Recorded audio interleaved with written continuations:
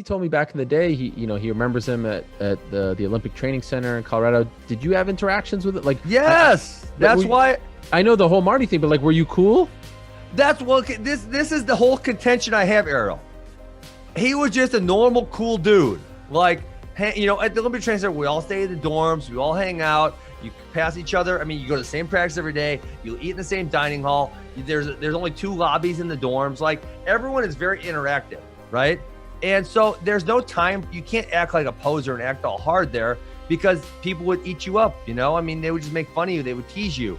And so, then he goes to MMA and he all of a sudden has this persona that he's the hardest dude ever and he's so cool. And it's like, it's fake. And here's why, Errol, everyone sees that it's fake. That's why he can't get fans, because we know it's fraudulent.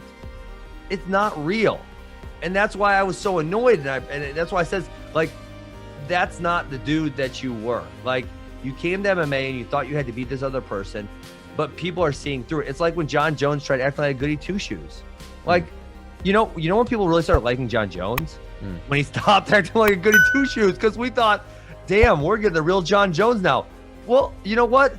The real John Jones, he isn't perfect. He's not a goody two-shoes. You know what? We love that. We love the real John Jones. He's just a real dude. He makes mistakes. He says some mean things. He's a little bit arrogant. Well, you know what? He was the youngest UFC champion ever. He probably should be a little bit arrogant. We like that. So when we saw the real John Jones, we said we embraced it. We said we love that. Sometimes people can't even explain to you. And obviously most fans don't have this personal interaction that I do with Usman, where I know that he's really not acting real. But they could feel it, right? Just like they could feel it with John Jones. And so, those are the 2 that come to my head. It's like people, it's like I love DC. DC is my boy.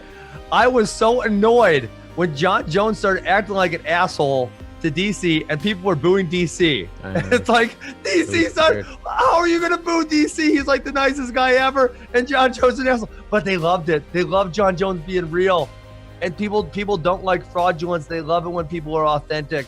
And so they were booing DC because they loved it. Not because they hated DC, but because they loved John Jones. And it was fantastic. It was entertaining to watch.